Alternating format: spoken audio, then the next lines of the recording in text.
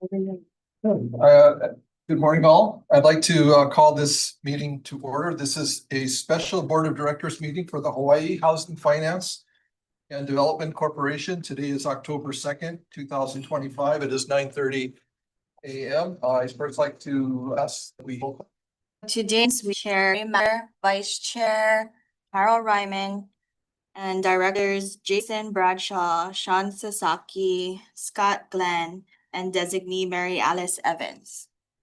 So we have 7 directors in attendance. We have a quorum.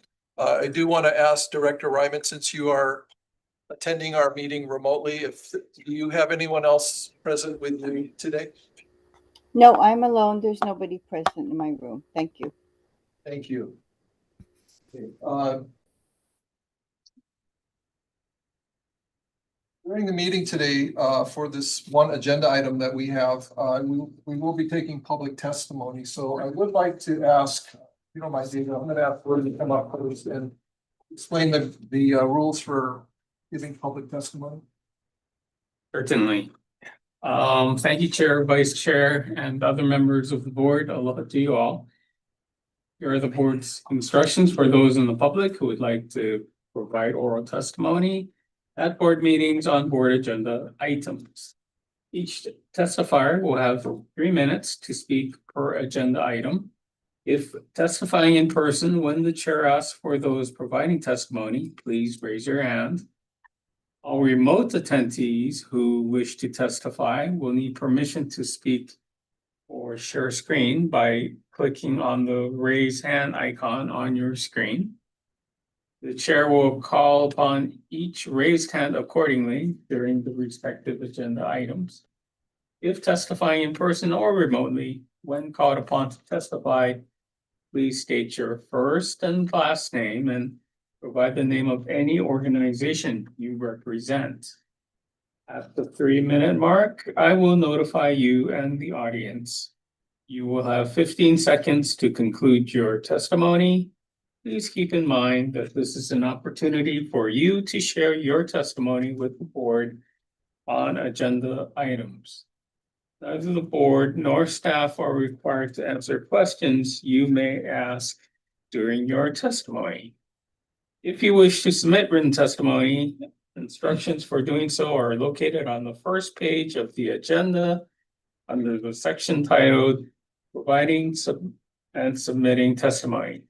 This is from Hawaii Revised Statutes, Chapter 92-3, and allows the opportunity to submit data, views, or arguments on any agenda item. Thank you for your cooperation. Thank you, Gordon. Okay, so with that, I'd like to go to section 2 of the agenda, which is discussion and decision making. Item A is to approve the 2006 qualification plan low income housing tax credit program. There a motion reference to approve? So moved. Second, we have a second. Okay, so David, before I ask you to present, I'm going to ask if there's anyone in the public who would like to offer testimony for this agenda item. Would this is your opportunity to do so.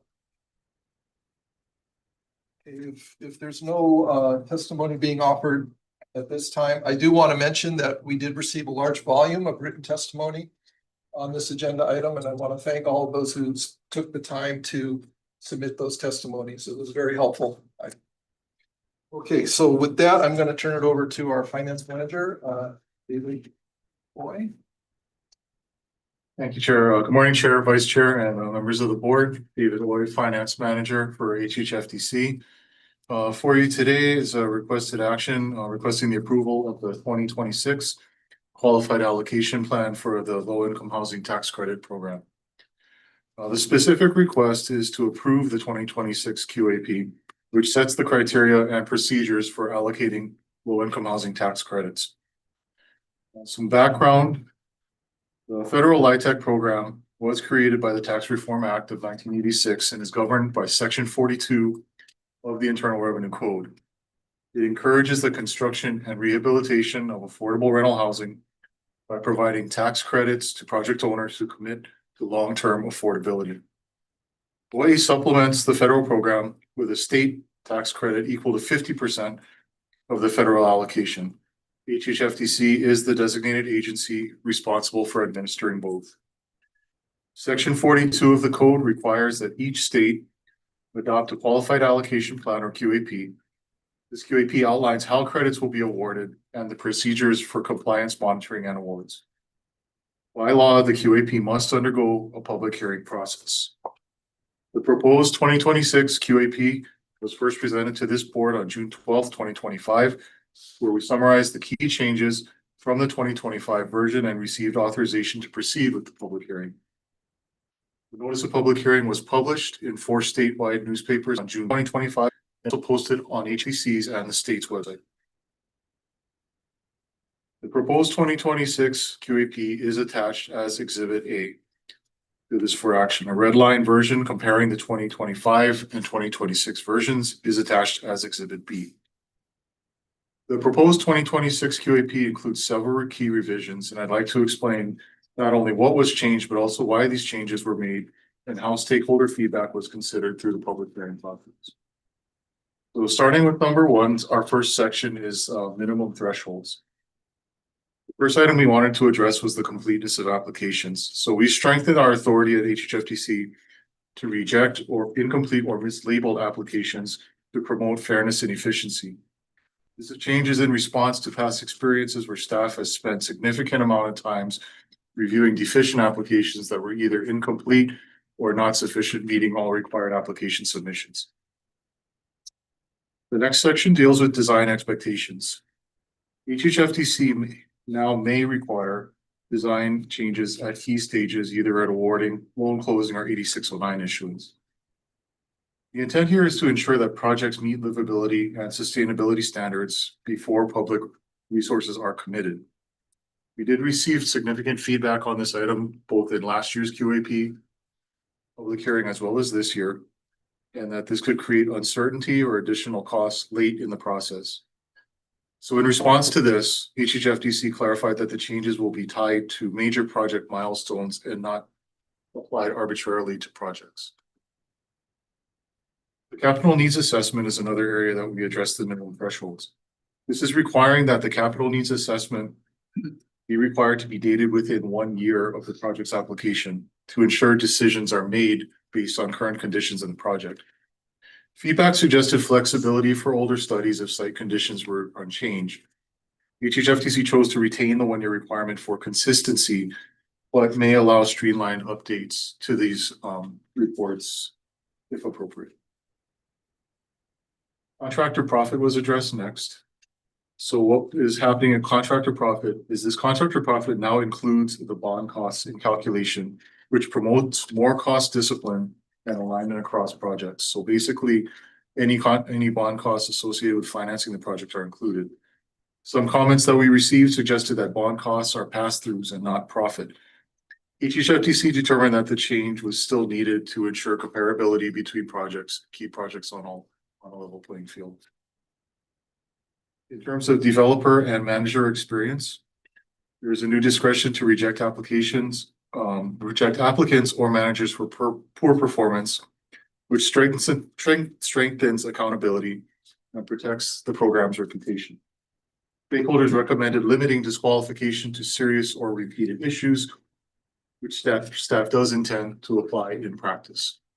So this is really a criteria that is in response to past performance on not only closing, but also execution of lease up and also management of the project well in service. The next section we wanted to address deals with prohibited fees. So this was a clarification item that certain fees are not eligible to prevent inappropriate charges. Some stakeholders had expressed a desire for more flexibility in consultant costs. HHFDC retained the prohibition, but will provide clearer budget guidance throughout the consolidated application process.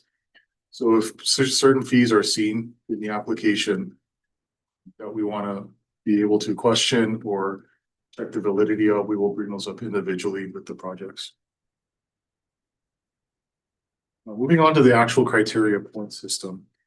So the county adjuster. So this is expanded upward to award more points for commitments to expedite permitting, which addresses one of the most significant production bottlenecks. Feedback raised concerns about the enforceability and fairness. Final QAP clarifies that penalties will only apply under this criteria if they are not attributable to the applicant. The next criteria item we addressed was government-owned land. This is clarified to apply specifically to government agency land. This ensures consistent treatment across projects and avoids overfavoring one certain ownership type. Developer capacity, we want to be able to broaden our review period beyond 5 years to give HHFDC a fuller picture of performance and ensure both positive and negative trends are considered when evaluating developers' capacity. One of the major changes that we brought was in terms of special housing needs, which is the next item. This was revised to require at least 10% of units for referrals through the state's coordinated referral system, with additional points given to applicants who also accept referrals into other projects that they own. Now, concerns were raised about operational and financial implications of this. This is deemed to be the first step for HHFDC towards a permanent supportive housing structure, which we felt was very important. HHFDC will continue to issue clear program parameters to reduce the uncertainty around this item and will work with partners on implementation. The next item we addressed was nonprofit participation. The points here were reduced from 2 points to 1 point to better balance priorities.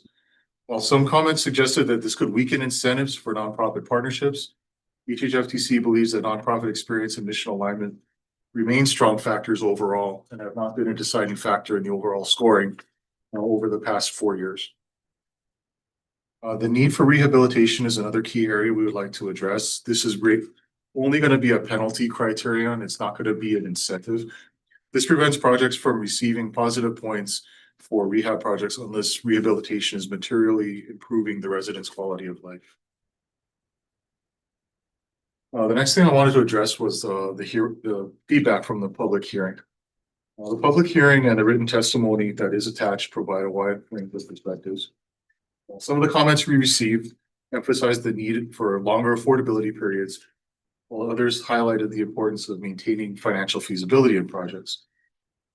So in response, HHFDC retained its current affordability scoring, which does include highest points for perpetual affordability, but noted that state law already requires perpetuity for projects funded through certain other state programs.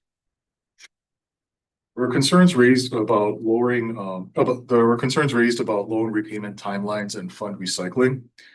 These are noticed for future policy discussions, but not going to be incorporated directly into the QAP this year. This is a longer financial question in terms of balancing debt service repayment versus affordability and the recycling of funds while maintaining our mission to help and assist the lowest income, also the lowest rent tenants. Several stakeholders did caution against overemphasis on readiness to proceed criteria. They suggested that this could disadvantage smaller or mission-driven developers. HHFDC preserved readiness as a key factor to ensure timely delivery of housing, but will continue to evaluate this balance in future rounds. HHFDC is also undertaking efforts to launch programs that will address and assist smaller developers with project readiness to get them more competitive to meet the criteria necessary to apply. There was feedback on the county permitting adjuster noted the risks of the possible enforceability of these commitments. And again, the QAP did clarify that the applicants will not be penalized for delays that are not their control. So it's only delays on the administrating agency. In terms of the timeline that we are hoping to hit, the 2026 funding round will proceed as follows. Applications will be available in December 2025, with applications due in February 2026. This runs on the same calendar as we've been running in the past few years, with award recommendations to this board starting in mid-2026. Staff recommends that the board approve the proposed 2026 qualified allocation plan attached as Exhibit A and authorize the executive director to take all necessary actions to effectuate this approval. This concludes my presentation, but happy to answer any questions that the board may have in the discussion. So I think what I'm going to do is to ask directors, I'm gonna go back through section 3B, which is the major provisions that are being proposed for the 2026 QAC. We have a main motion on the floor, so as we go through each one of these, I'll invite directors to either propose amendments or engage in discussion, and then we'll move from one to the next. And after we go through the items that are part of section 3, I'll ask if there's any other proposed amendments that directors have that are not reflected in this section. And then at that point, I think bring us to a vote on the main motion. Is that okay with everybody? Okay. So be sure. Not sure what you said. Well, okay, so in the for action, there is a listing under section 3 of the major revisions that are being proposed. So I'm gonna go in the same order. Okay, I know. And I'll put that out to, okay. So going first to B1, which are minimum thresholds. Is there any discussion or proposed amendments to this section?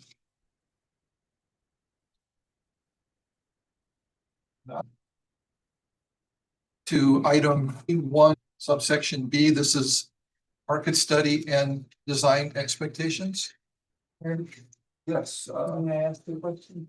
certainly, and please call upon staff as you feel the need, our one staff. I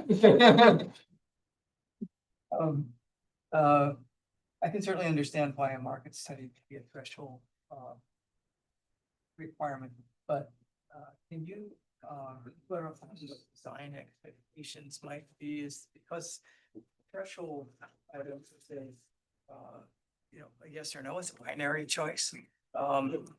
What is the step where that would push it above the minimum threshold and what would be below? Yeah, thank you, Director.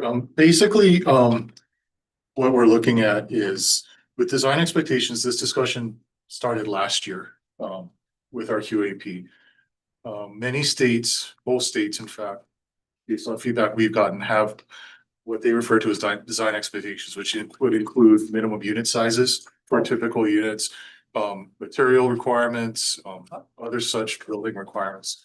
The feedback we got last year was very robust and definitely it's a very, very large change, and it does have cost associated with it, and it does have practicality associated with it. Not everything that works in Hawaii will work everywhere else and vice versa.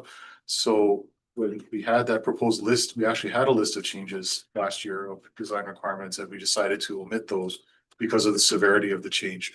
So, and I think it does warrant further discussion with stakeholders, not only involving developers, but also builders, contractors, cost experts, everything. But the goal is we want to make sure that the units that the agency funds and builds meet a certain standard of livability for its tenants. Low affordable housing doesn't have to be the cheapest housing. We want there to be a standard that the housing should meet for everyone, that can be not just livable, but also something that they want to live in and that the state should be investing in. However, that again, like I said, that does have to be balanced with costs, practicality, as well as how that can be implemented. We would like to eventually get here, hopefully. But it will be a process. It would be a multi-year small steps process that will involve, again, discussion directly with stakeholders, possibly just on this item to get better feedback. But this was where we came, the language that's in here this year is what we settled on based on what we had last year. So we may require these things based on evaluation, but we don't have anything hard in place yet for any of those requirements, because we've seen that different types of, just going by the simplest one, unit size. We've seen where it can work here and where it can work, or it doesn't work here. We have projects that HHFDC has funded that have been smaller that are all leased up and have a wait list, where we've seen others that have had their challenges. So it's not as simple as just putting the requirement there. There's a lot that has to be considered. Doctor, we're not looking at getting to detail and design and dictating design of what we're not looking at changing color palettes or specifying what architectural style should be. We're looking more at livability of the unit for the target market in the context of the neighborhood also. So because this is proposed as a threshold, how would an applicant know what the staff is going to be looking for when they do that first review? Does it meet the minimum QAP threshold requirements? I understand that design is a different meaning than I was thinking. And I certainly understand that unit size is critical to livability. Would a developer, do they need to come in and talk to staff first to know what you're going to be looking for as a threshold minimum requirement, or do they going to do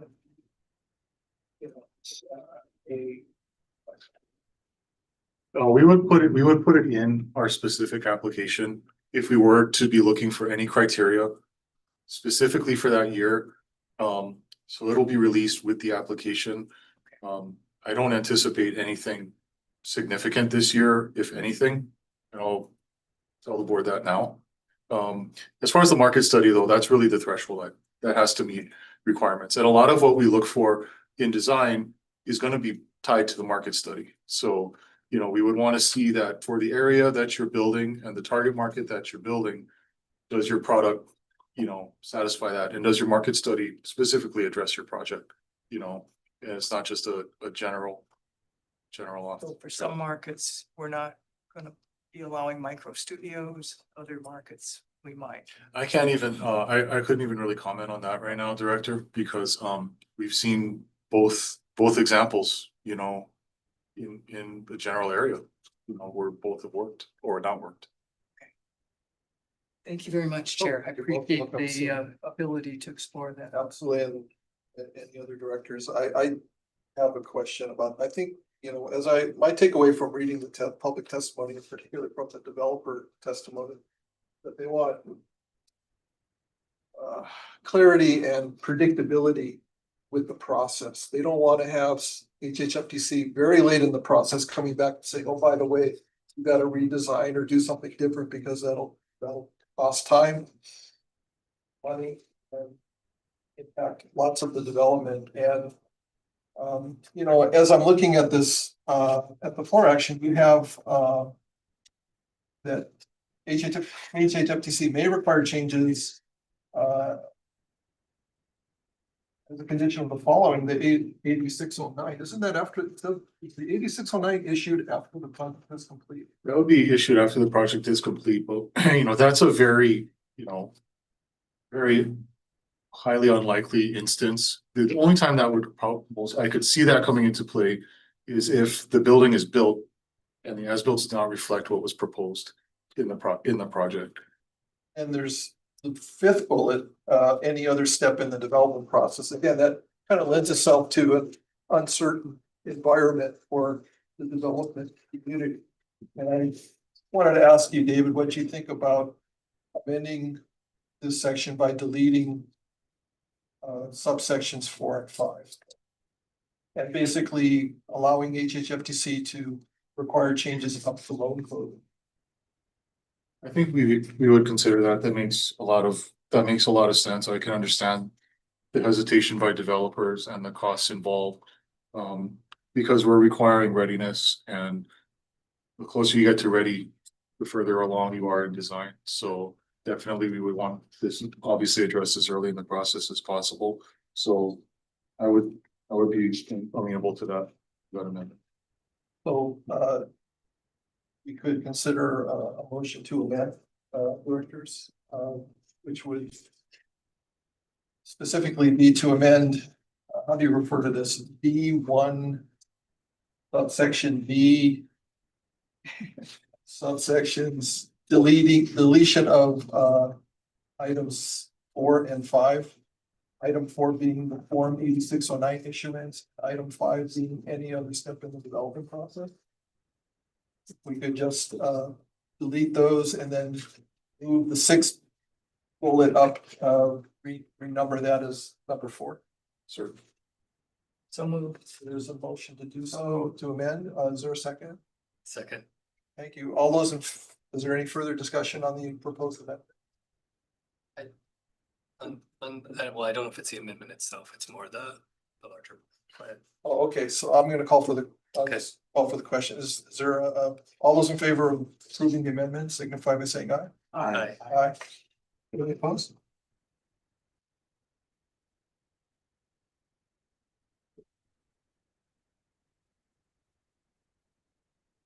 Director Glenn, do you wanna? Thank you. Just the design expectations are at this point largely relying, seems like, on staff expertise and understanding of what livability is, suitability is. And as we look at the development timelines for these projects, many of these are starting their development with conceptual design 2 or 3 years out. And so if we put into a consolidated application certain design criteria that maybe a developer's been planning for, applying for in a target year, but they don't know the design expectations until the application itself comes out. Somehow communicating that ahead of time or having dialogue so that there is sufficient time leading into the consolidated application or any actual requirements that might be part of a threshold matter. Certainly, we would definitely take into consideration and actively, I think, set out a timeline for when certain things would be considered and give it significant notice for when. And with regard to the engineering assessment and the 1 year requirement, we did have comments, as you noted, from developers in particular about accepting older engineering reports that could be updated post the work necessary or as needed. Is that? Yes, we've had cases where the engineering needs assessment came in, the site had just been untouched and unsheet since for over a year. Okay. So in such case, we just ask that, some sort of amendment or amending letter be provided stating Okay. that the site's been unchanged. So it wouldn't have to be Not a full reboot. full restart of an engineer. We wanna balance practicality and, not hold up the process as much as possible, as long as we can get the information that's enough that we feel we can present to the board and to the public to say that our due diligence was done. Let's see. Are there any other comments on B1C, the engineering and capital needs assessment? If not, our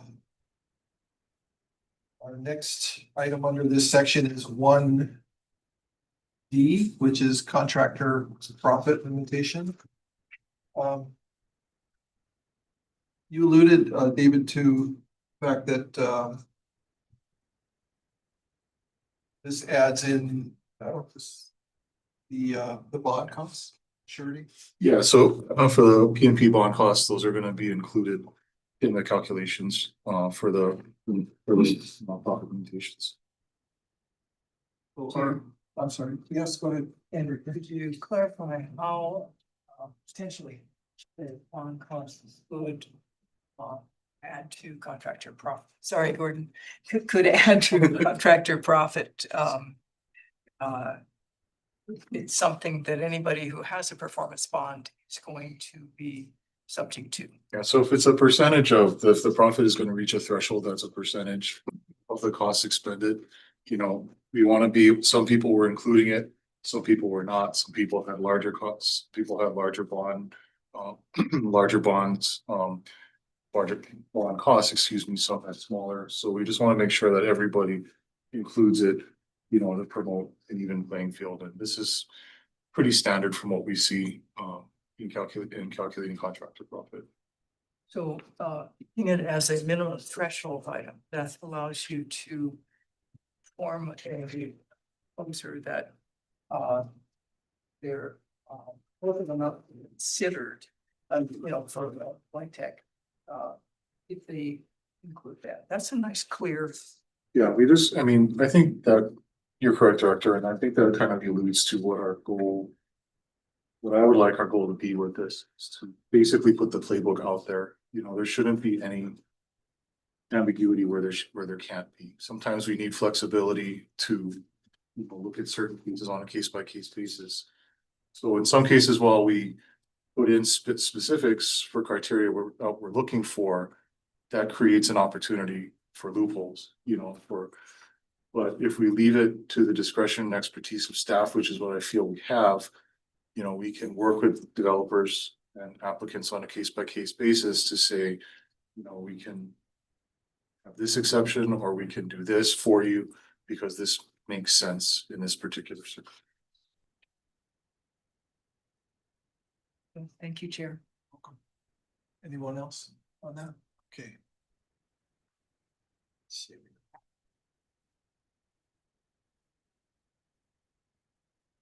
Any discussion on subsection E, which is the phase one environmental assessment? I don't think there's any close changes. I'm in favor of that. Yeah, that's mainly a clarified item. It wasn't specifically noted before. Yeah. So people would include it or they would not include it. It's a circumstance where people would say, well, you didn't say I had to have it. This one is not taking soil samples. It's a audit of the history of the property. So it's shouldn't be, you know, a very high cost item, and it certainly save downstream. It turns out that, you know, there was pesticide or herbicide usage on the property that is persistent, Certainly. or other, Yeah. like old landfills. Is there any discussion on subsection F? Clarification. How about subsection G? This is developer and manager experience. So there was a example given about quarterly reports. Well, that was the best example for performance, but one of the comments that I read suggested that there be written into the policy an opportunity to cure. You know, if someone were to drop the ball some way and miss a quarterly report or two, would they be able to cure that with the HHFDC before being penalized? I think that's something fair to do. You know, I think oftentimes my experience with project owners and developers has been, you got one person doing these quarterly reports for 10 projects. So I can see how the quarters can kind of slide by. The reason that we do emphasize it though, is because we want to be able to report to you folks as the board and the public as to where projects are at every point, because I think a lot of times projects will be coming up to closing, or they'll be at a certain status and we come to the board either for an extension or an amendment or something. We want to be able to give the latest status on a project. Or if a project's under construction, if you folks ask us or the public wants to know what's the status of this project, we want to be able to give the latest status. So that's why we place such a high emphasis on this. So we do use it as leverage sometimes to say, you know, we'll work on your request, but we want to get these reports in. But if there's extenuating circumstances, we certainly could consider doing that before we implement any sort of penalty. But you know, I just want to not underscore the importance of these reports and their timeliness to everybody. David, do you think that is something that should be part of some language inserted? Oh, it's already in our LIHTC agreements. It's in our HRF agreements when they sign their award letters. So, but granted, I hear a bunch of developers saying in the background right now that letter is really long, but you know, I mean, it's in there. So. All right, well, already in there, then we'll go on to subsection H, which is referencing prohibited fees. Discussion, directors, questions? Chair, can I just talk about it. I don't think it was in the. Kind of look through the summary part, but we want to look at minimum affordability period. And if we can just jump to that, that's not, if you actually look at the QAP plan, yeah, Yeah, and I think we skip, because it's not in the summary part, right, where it's mentioned about maximum or minimum affordability period. So I just wanted to have a conversation, because there was a lot of testimony, at least as far as like maximum affordability period, and we are trying to ensure that we have affordable housing in Hawaii for as long as we possibly can, possibly in perpetuity. At least that's the goal, I think, among this agency and among many of Hawaii, to try to keep costs down. So right now we're looking at 61 years.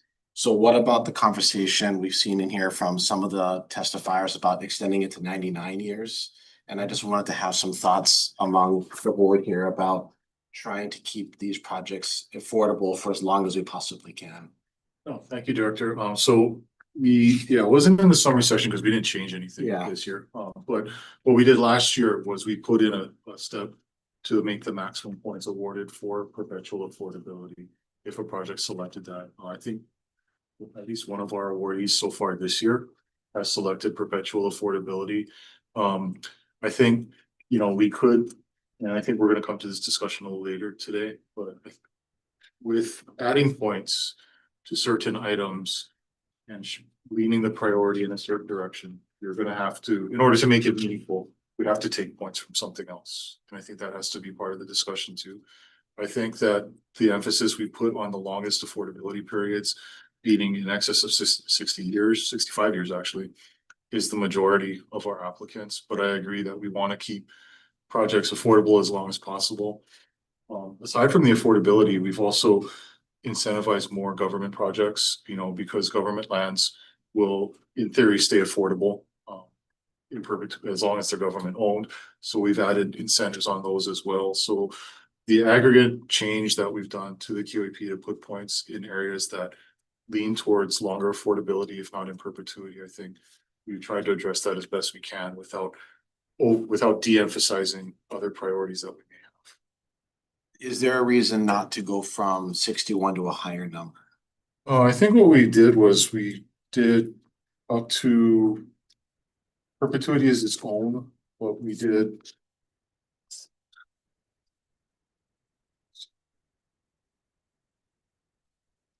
From the challenge of having a longer affordability period is that the income from these projects is not sufficient to fund large scale capital needs improvements. So you can't expect a project to be affordable for 99 years and self-fund those capital improvements in the long term. At about 45 years, there's a need for a large infusion of capital. These projects either have to be able to increase their rents to cover those improvements, or they come back to HHFDC for acquisition rehab loans. But we don't have sufficient funding to rehab all the projects that are out there. So the reality is, some of these projects are going to have the flexibility to go to higher rent rates so that they can fund those capital needs. So, thank you. So I think, Director, your question is for the 5 points scale, where it starts at 61 years. Yes. So I think that's sort of a function right now of where the old scale was and the separation in the point scale between the years going down from there. Not certain how much of a difference our applicants would make. I think a lot of them are beyond 61 years already. I'd have to do some analysis on that. Majority of our applicants do go beyond that amount, whether with this or with RHRF, if they get that, because they have to be separate affordability commitments for RHRF, which the QAP does not cover. So the majority of our longest term commitments are on RHRF declaration, and those go in excess of 75 years usually. But I think we can look at possibly amending this scale and seeing if we could widen it. Whether or not we would be able to do it this year, it'll just be a matter of timing for the round, et cetera. But I agree that, I see your point where the scale is sort of just a function of where things will be. But, what we do want to try to do is, obviously, I think, like you said, you want to take the people that are longest term, not even maybe not in perpetuity, but the longest term versus those that are not looking along the long-term commitment. So. Here I have a Yes, clarifying Director question. Evans. LIHTC still allows 15-year sale of the project that's in a private property. Is that true?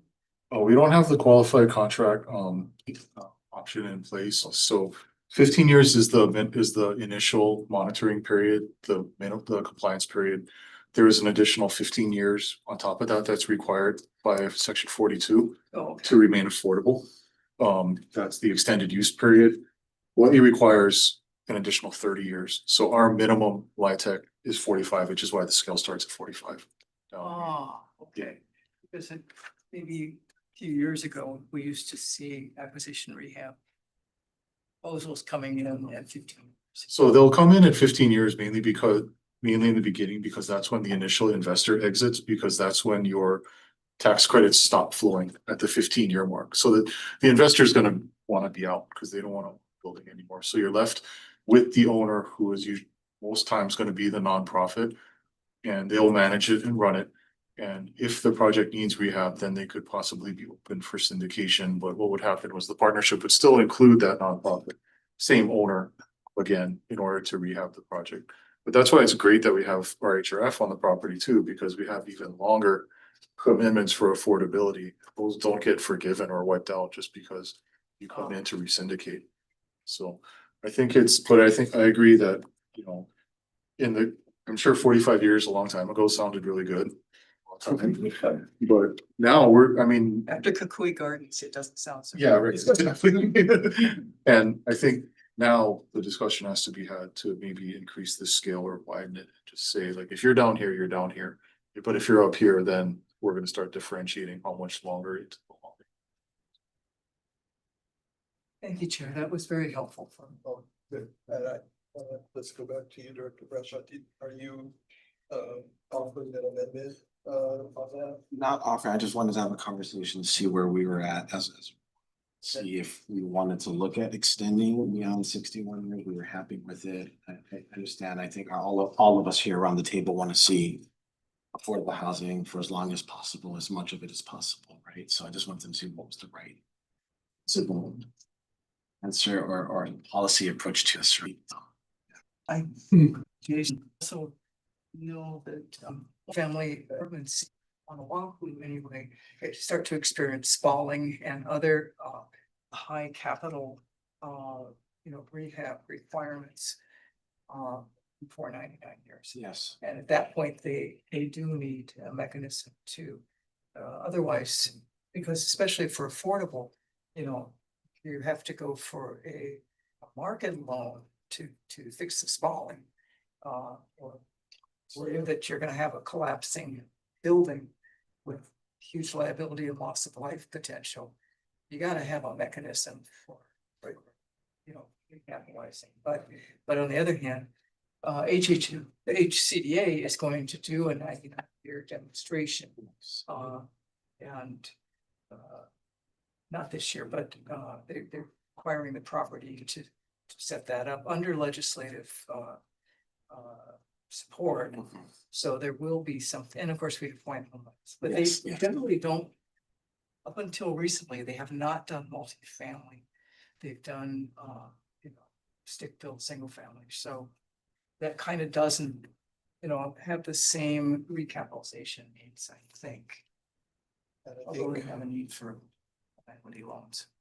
I think, looking at the goal, it's worthy and well-grounded. I think that what we don't have are the stewardship models that are needed for the long-term recapitalization of these projects without impacting tenant rents to try to generate the revenue to do that. I think if we're looking at perpetuity, do we have the tools down the road to recapitalize those projects? I think that's going to definitely require some thought and discussion at many different levels of government. And I think you know, we try to mitigate that in order to absorb that, but. You know, one of the amendments we made a couple years ago was in terms of the replacement reserves where we did the 3%. Escalating and with an escalation every year. That was a change we made for that, but that has an impact on margins too. The margins on these projects are really thin. We incentivize, we like the projects that don't go up to the maximum allowable rents per AMI if they can.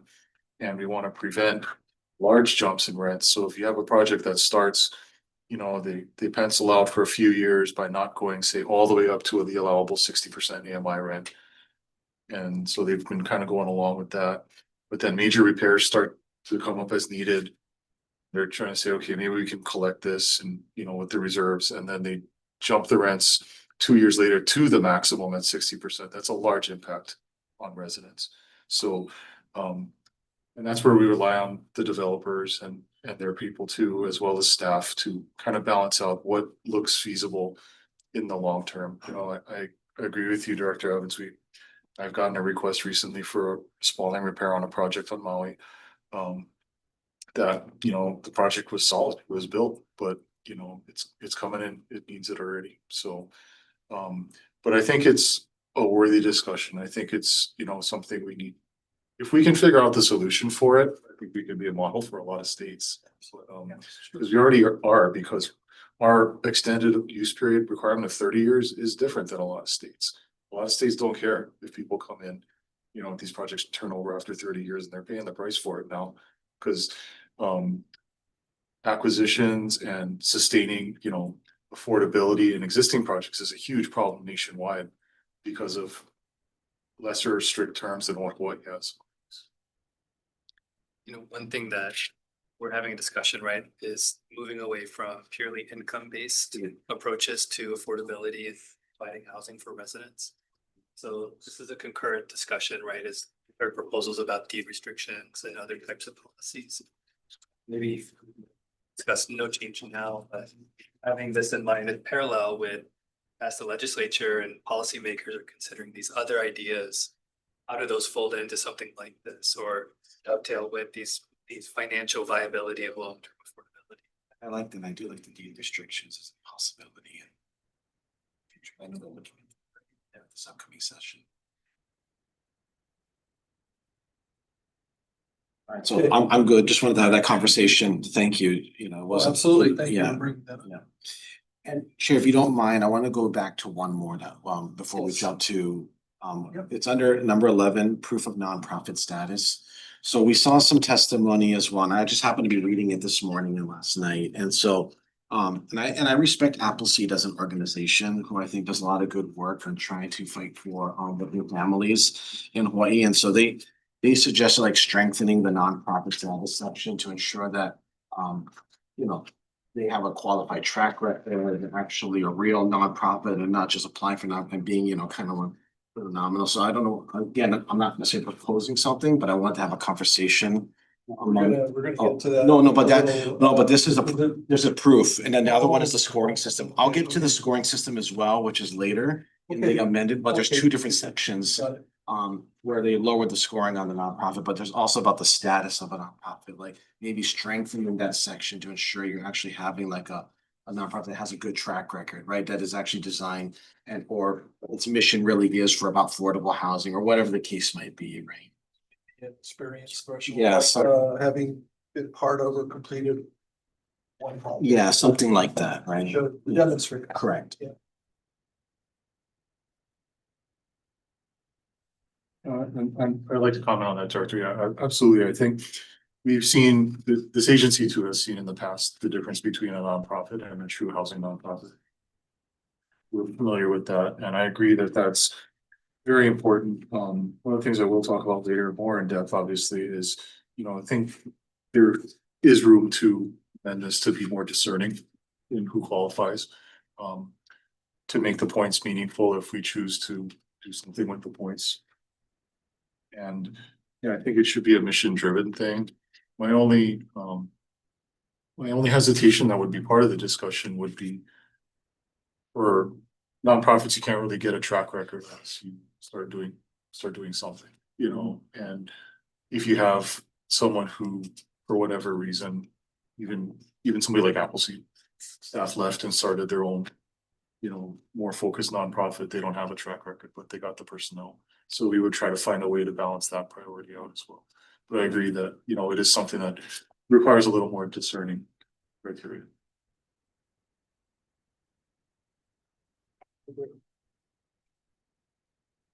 Okay, back to the items under the major revisions.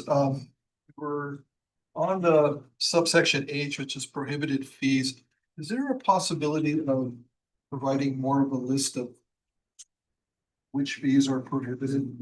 I did see some comment to that. Maybe, further clarification. So, yeah, no, I agree. Thanks, Chair. So I think, this is one of those cases that I mentioned earlier where being specific caused an issue for us. So mainly this is sort of, we feel that developers on these projects are paid through their developer fee, and their overhead. But, in terms of consulting fees, those are the ones that are collected upfront before a project is even delivered that we want to address, incentive for compensation, we understand that, development teams go lean for long periods of time while they're waiting for projects to get started and get completed. But, to be fair, most projects will say we're getting our developer fee, we're deferring it, we're using it as a source, we're going to get it throughout time after completion, or we will collect it at completion, which is the standard. However, we have experienced cases where we've seen other fees collected at closing, through the closing, that were not substantiated as being anything unique or congruent to what they were being called. And when we tried to disallow such fees, they were moved into another category and called something else and still collected accordingly. So I think, whether this was intentional or, or something else, it's really in the sense of making sure that everything is fair. The structure for development is fair, everything is there, and that we can explain to taxpayers, you folks, and everybody where the money's going. We're not trying to penalize anybody. We're just trying to keep the playing field level. And we understand, like I said, that people are getting, they're having to skip meals while they're waiting for projects to get underway and close, but it just has to be a fair and transparent process. That's all. So I'm open for, I would like this to be more specific too, but if there's a way for it to be more specific without, saying you didn't call it, I'll call it this instead. You know, call it. Yeah. Not proposing an amendment. So, But I just wanted to offer that comment. sure, absolutely. I totally understand the testimony on that. I agree with it. Okay, any further discussion on that item? Okay, that's gonna take us to the number 2, which is the criteria point system and the items contained therein. First one is criterion 2, which is a county income adjuster. This I wanted to ask a couple questions about this one. This has been in the QAP for quite a few years now, and I think it originally started out as a 4-point max, and then it went down in points, and now it's being increased or proposed to be increased. So what is the thinking behind changing the max points for this? Well, the main reason for the change was to incorporate a subsection that incorporated the permitting commitments from the counties to help speed along expediting of permits. So that was the main purpose, to put that subsection there, which necessitated an increase in points. We wanted to increase the points to help assist neighbor islands with their development due to their higher costs of development as well. So we wanted to sort of even out the playing field, because they have reflected higher costs, certain perceived greater challenges with development, as well as things such as we also incentivize points for transit oriented development, specifically along the rail. Neighbor islands do not have opportunity to participate in. So those are the main reasons, but a main reason, I guess, is to incorporate that permitting, that new permitting item to have counties commit to expediting permits for the projects. Granted, this is a very new concept. I'm not sure of any other state that has a concept like this. But the reason why we put this in is because significant state resources are put into, especially the 4% high-tech projects. So it's encouraging the counties to quickly work on these projects where such a large magnitude of state resources are put into. And I know there's the concern that if a faulty doesn't meet the timeline that they are committing to, that could affect future projects. And that's by no fault of the developers. We understand that, and it's something I think we're gonna monitor and see how it works. So, questions, but I'll let you go first and maybe you'll have the same. What if the county were to offer expedited permitting for a fee? Would that apply under this cost system? Would add to the cost of the units. That'd be important. Yeah, that would be, no, I mean, that's, I haven't really considered that honestly. It's brought up before, so. So, this new item assumes that the counties can formally commit their permitting departments to meet fixed timelines.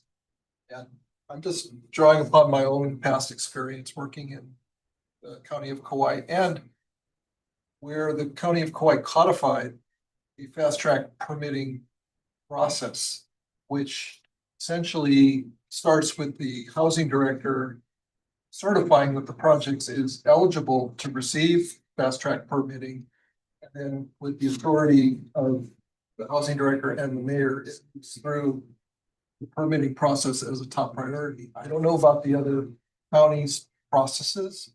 But this one, to me, seems as if it's going to be very difficult to manage by HHFDC, the way it's structured. I not being critical of the policy goal, I think it's a really good goal, but I don't know how it's going to work. I also think that there's some punitive ramifications to the fact that if a county fails to adhere to its commitment, now we're punishing the developer, not only for the project that's not getting processed, but for other projects that may come through that county. I think that's overly broad in its application and detriment, I guess, to other applications that may also try to get approved for respective county. I'm not sure we're ready for this one. I know. Kind of what I'm thinking, and I was, as I was just thinking about alternatives, I'll just put this on the table. Is that, like the county of Kauai, if the developer were to provide it with an application for financing, a letter from a respective county that the project is eligible for fast track permitting or expedited permit under its whatever policy and currently holds. That could generate a point. So that at least you know that the project, when it comes to HHFDC, will be eligible on county's process for expedited permitting. It may not get issued out in 6 months or 9 months, but it would at least, I would hope, put it up to the top of the staff. I think that would be more manageable. I don't know how this could be managed, and I think it could also lend itself to getting into disputes over this. So anyway, that's my thought. I just want to dovetail on Chair said that also the timing of the consolidated application coincides with elections and new administrations taking office. So if this is a letter from the mayor or a housing director, which is a political appointee, they may not be in place in time for some of the counties with the change in mayor, if there is a change in mayor. And so could they have a letter be ready to go to make a commitment, or could a one administration have a different position from the previous administration? And everyone supports affordable housing, But there are complications that come up if we're talking about a political appointee or elected official making a commitment on behalf of a county to HHFDC for an individual project. Also, as we've seen with Honolulu HNL, build HNL. No fault of the county, I think, that the IT software developers always overpromise and underdeliver from my experience. Read that as a. And therefore, a county in good faith, they, you know, Well, they're, willing to, commit, but whether they can deliver may not, there are external variables that they don't control. And it looks like this, in effect, you want to incentivate a county, not a developer, because the developer is already trying to get his permit as fast as possible to reduce his borrowing costs. So, or whatever other costs are gonna incur, or, closing now reduced by. Yeah, consultant fees that they might have, anyway, the speed task force that Representative Greg Illigan has started off is going to be looking at this and making recommendations on county and state. The state elements only for building per our individual wastewater systems and SHIFT commitments, but nonetheless, it's a county focused effort.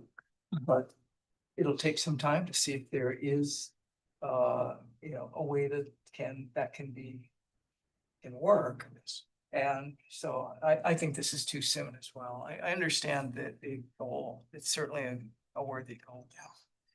But so I guess I would ask for, is there an amendment to the main motion on this agenda item? I don't know how to phrase it. We're just deleting the section or I think it would be, so move to delete. Criteria two. so that Yeah. gives, how many points does that? add? You can add back in? I was up to 3, so the criteria itself, the goal would, I mean, just within the scope of this, go back to 2. How much are we deleting? 3 points. 3. So if there was a motion, I'll second the motion. was there a motion? Is there a motion? Let's, I will ask again if there is a motion. I guess the motion would be to delete.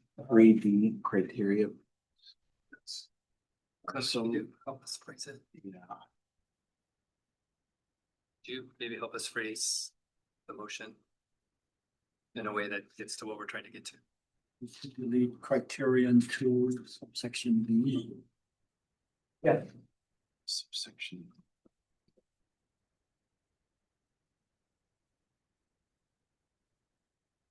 I think motion what Dean just said. All right. It's supported. That's and we have a second. Any further discussion? Yeah. Before I call for the question, I just want to suggest perhaps reaching out to each of the counties to reconfirm their policies and to see if there's some other path forward to get this as part of a QAP. And I think again, going back to the goal itself, we've all seen how projects take a long time to get through some of the permitting stages of development. And so any way to shorten that period would be useful for sure. So, okay, so all those in favor of the amendment signify by saying aye. Aye. Aye. Are there any opposed? That motion to amend here. The next is criterion 8, which is under B. I believe this was a clarification that staff. So just a point of clarification. Yeah. before I go through this, Already. based on the amendment we just passed, there are now 3 points available for reallocation that There is. correct understanding. Yes.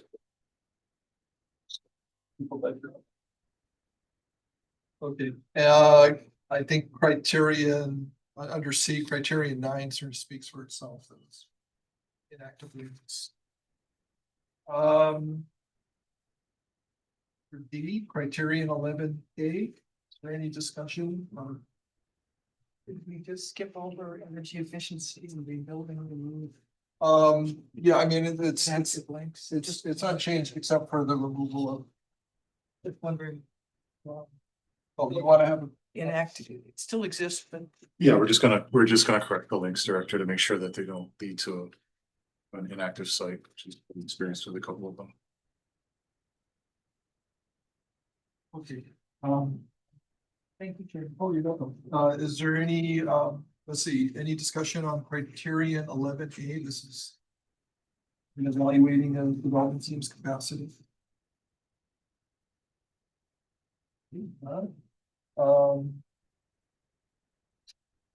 Any discussion on section E, criterion 11C?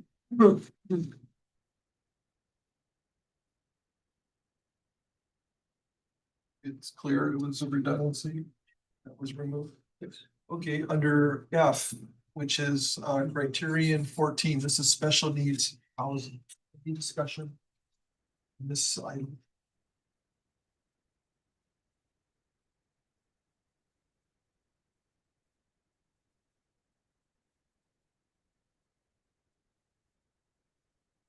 Did you want to elaborate any further on this thing? I know you mentioned this was a kind of a major Yes. shift. So for years, the QAP has had a point added for providing special needs housing, which was defined as reserving a unit for certain populations such as homeless, domestic violence survivors, residents such as that. However, the need for these units needs to go beyond 1 unit, 2 units per project. Permanent supportive housing is a different concept than what we've traditionally defined as special needs. Permanent supportive housing is permanent housing with wraparound services integrated to the project, dedicated to serving the needs of the residents that are referred through the continuum of care. So that can either be Medicaid referrals into the project where the project has on-site sufficient services for this population to help them live independent. This is exactly, there's many different levels to it. Depending on the population you choose to serve, you can choose to serve the homeless population. You can serve kupuna.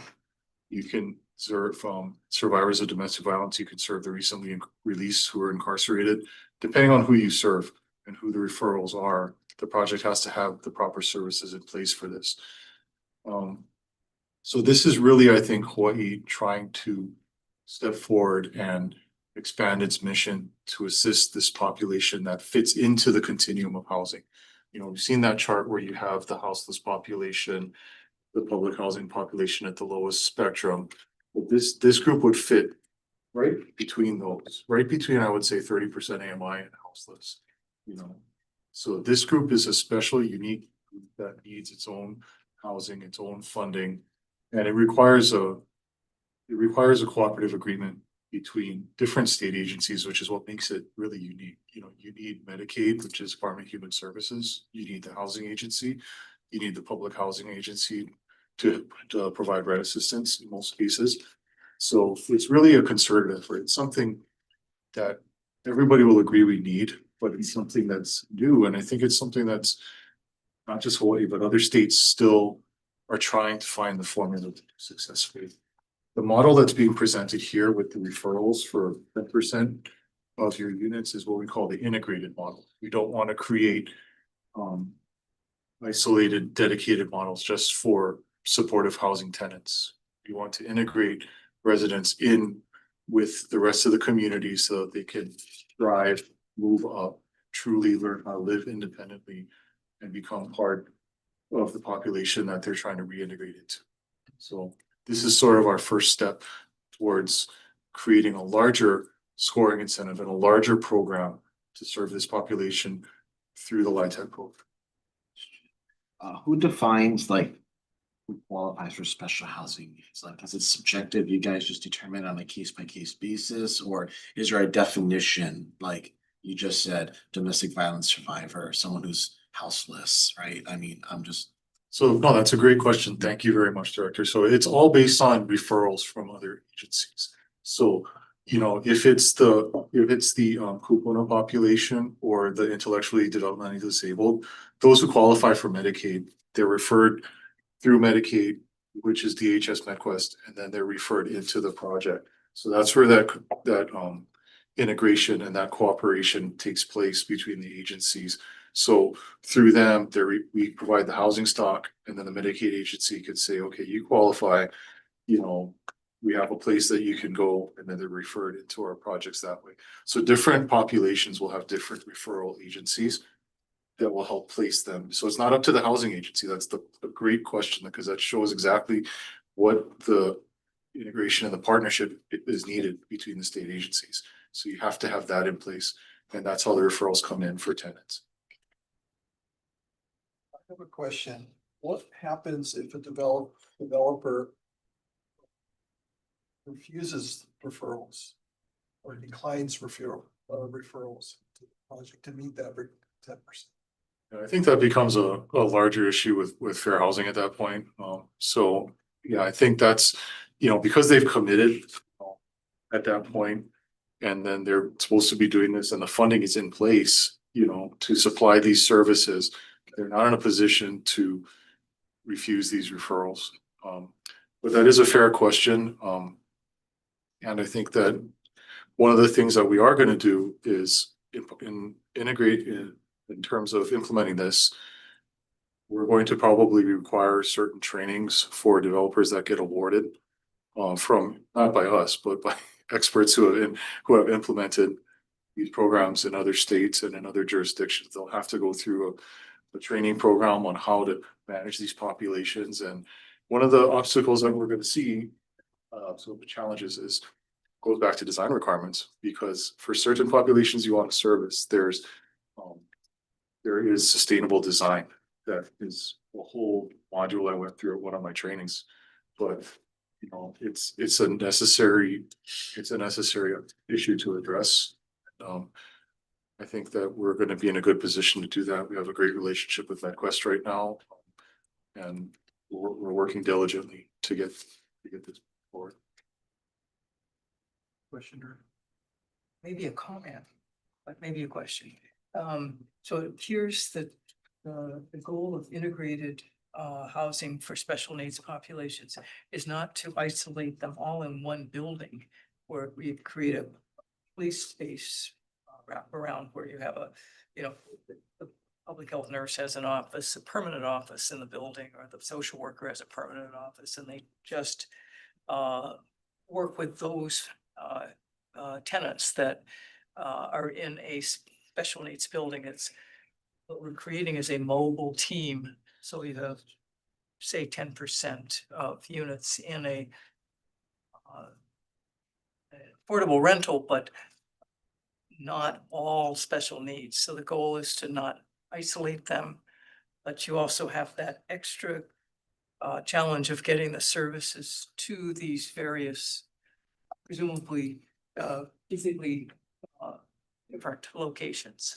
Yeah, I think, you know, exactly, Director. And I think, you know, it doesn't even have to be mobile. It could be dedicated on site. That's the ideal 24/7 on site staff to assist these residents. And you're correct, our goal is to not isolate them. You could have 1 or 2 units per floor in a building, but you wouldn't know who these tenants are.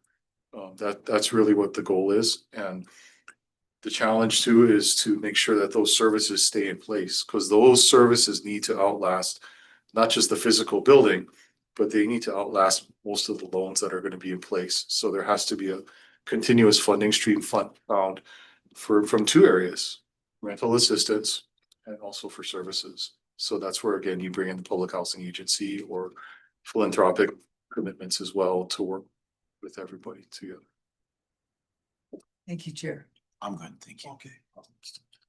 Yes, Chair, I just want to really commend the work that David and his team have done on this point. There has been more emphasis on cracking the nut for how we can support special needs housing in the past 2 years than I think we ever had put into this area.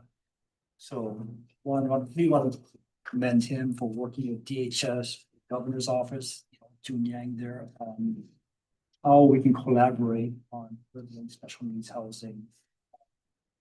And also, one of the testimony we received on this were developers concerned that we're putting homeless into these projects. Homeless is just one subset of special needs housing. Also those with disabilities, those are elderly. So special needs housing is much broader than just the homeless population. Thank you all for that discussion. Okay, we are, well, section criterion under G, we are criterion 6 is the enrollment of all for-profit organizations. On this one are being proposed as a reduction from 2 points to 1 point. I'll open it up for discussion. Testimony on this one. Yes, there is. So Chair, I'm likely. I want to see where everyone is on this, right? Probably like to see it go back to 2 points from 1 point, I think making sure that we have qualified nonprofit organizations getting scored well, I think is. But I wanted to get a sense on this, Yeah, There's, we have three points that we can. We have. Yeah, I want to just make a comment too. I also serve on a nonprofit housing development entity, COI, and I know firsthand it's bringing mission-driven nonprofits that are serving the community where they are located is really important. It's very difficult to build capacity in a nonprofit, especially capacity that can ultimately apply for very complicated financing programs that this HHFDC is administering. And I think we need to be promoting nonprofit inclusion.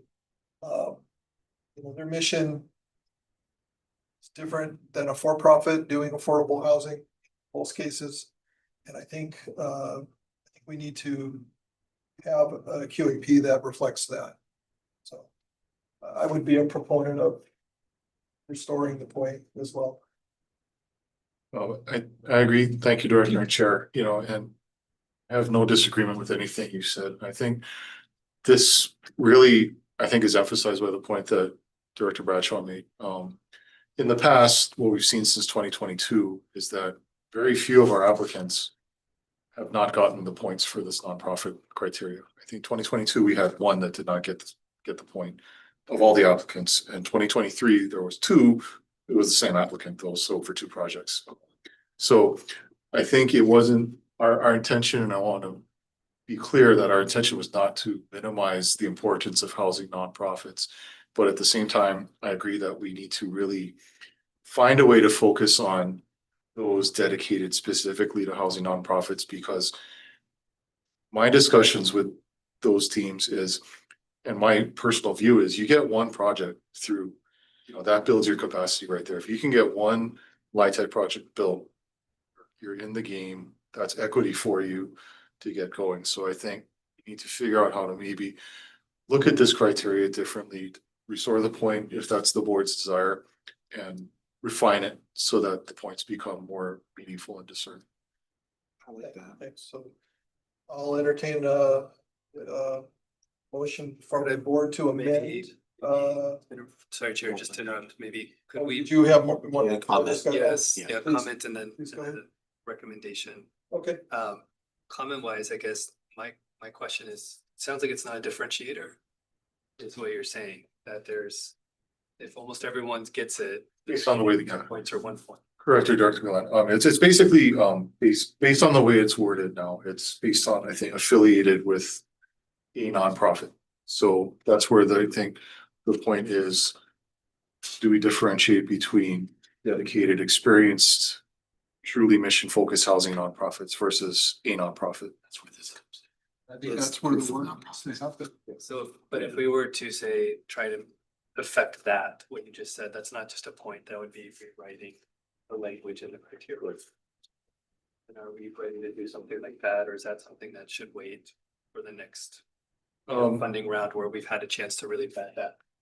I don't think we'd be objected to it. I think it would be something that would and I apologize for this coming up every year, but you know, this would probably be an amendment to go back to public hearing and extend the process. But if we were willing to restore the point and then expand on it next year to further refine it, staff would be more than willing to do that for sure.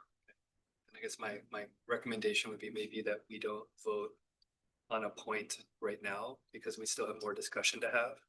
And other things might come up that we think those 3 points might be more suitable for. And maybe we could do a motion towards the end of where to put those 3 points in one motion. Like move to put 1 point in here, 1 point in, or 2 points here, but have that be its own motion of where those points go. So that it's in the fullness of the whole review. Sure. Does that work? Yeah. Awesome. Okay, so moving from G to H, which is the last item under this section. This is criterion 23, need for rehabilitation. I know you spoke to earlier. Any discussion on this one? Okay, here, yeah, you do have a discussion. Well, I think we have seen acquisition rehabs where it's, you know, not clear the benefit to the tenants. So. But this is. So you're moving it from a negative to a 2, so a 4-point spread to a 2-point spread. Well, it was a positive, it was sort of a 0 to 2 where we used to say that if you need significant rehabilitation, then you get more points. But now we're just saying, if you don't need if there's no rehab needed, but you're still proposing this, you know, you're gonna take a penalty for that. So. Okay, so I would like to ask at this time if there, the directors, if there's any other part of the QAP that we haven't discussed that you would like to bring up? Okay, if not, then I guess we will move to how we to reallocate 3 points. All the points have to be reallocated. No, because we're taking out points, we can just leave the total as being what it would be minus 3, but if we wanted to put something back, but it's not, we don't absolutely need to put the 3 back in, right? But we could if we have priorities. I'll make one motion and we can go from there. I'd like to make a motion to restore criterion 16 from 1 point to 2 points. So that's gives us an additional point. Is there a second to that motion to amend? Motion. Second. We have a second. Any discussion? No. If not, all those in favor of the motion to increase from 1 to 2 points for the profit criterion, signify by saying aye. Aye. Aye. Any opposed? Yeah. Hearing none, that motion to amend is approved. So the 2 remaining points, as you mentioned, can just be deleted from the total. Not having to be placed elsewhere. Yeah, that's the board. It doesn't affect the rest of the QAP. Okay. Is there any further discussion, directors, on the QAP? If not, then I will call for the question to all those in favor of the main motion as amended to approve the QAP, signify by saying aye. Aye. Aye. Are there any opposed? Hearing none, the motion carries. Thank you all for that. And then I guess I need to ask if we have a motion to adjourn today's.